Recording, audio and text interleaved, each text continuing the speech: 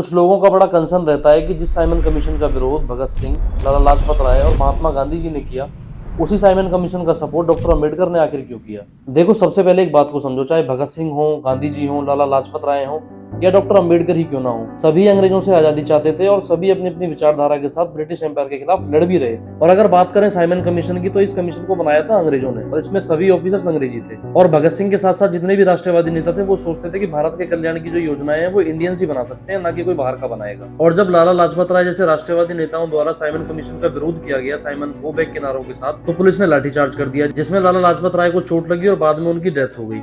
इस वजह से ये विरोध और ज्यादा बढ़ गया। वहीं डॉक्टर अंबेडकर भारत के दलितों की हालत अच्छी तरह जानते थे। वो जानते थे कि अगर एक बार सत्ता सामंतवादी नेताओं के हाथ में चली गई तो महिलाओं की और भारत के दलितों की हालत वही रहेगी जो आज है। और वो साइमन कमीशन के बारे में भी अच्छी तरह जानते थे कि साइमन कमीशन का जो बेसिक काम है वो इंडियन सोसाइटी में जरूरी कानून बनाना है, और इसीलिए साइमन कमीशन इंडिया आ रहा है। एक इंसाइडर होने की वजह से वो दलितों की हालत अच्छी तरह समझते थे और वो चाहते थे कि इस जातिवाद के खिलाफ कानून बने। वो महिलाओं के अधिकारों की बात करते थे और उन्होंने महिलाओं को अधिकार दिए भी, चाहे सरकारी नौकरियों में रिजर्वेशन की बात हो, चाहे सरकारी नौकरियों पर काम करने वाली औरतों के लिए मैटरनिटी लीव जैसी फैसिलिटी हो, उन्होंने सभी पर काम किया। उन्होंने हिंदू कोड बिल बनाया, जिसे उस समय पर तो लागू नहीं किया गया, हालांकि बाद में कुछ पार्ट्स में उसे लागू किया गया, जिससे भारत की महिलाओं को एक सोशल जस्टिस मिल सके। तो सिर्फ विचारों का मतभेद था, कोई आपसी लड़ाई नहीं थी। और यही कुछ कारण है जब 1927-28 में साइमन कमीशन इंडिया आया तो भगत सिंह के साथ साथ और राष्ट्रवादी नेताओं ने इसका विरोध किया, लेकिन बाबा साहब डॉक्टर भीमराव अंबेडकर ने इसे दलितों और भारत की महिलाओं के लिए एक अवसर के तौर पर देखा और उनके साथ काम करना चाहा। लेकिन इन सभी कानूनों के बाद भी अगर कोई आपसे कहे कि डॉक्टर अंबेडकर सिर्फ दलितों के नेता थे, तो मुझे लगता है कि उस इंसान को कोई नहीं समझा सकता, क्योंकि हम एक सोए हुए इंसान को उठा सकते हैं लेकिन उस इंसान को नहीं उठा सकते जो सोने का नाटक कर रहा हो।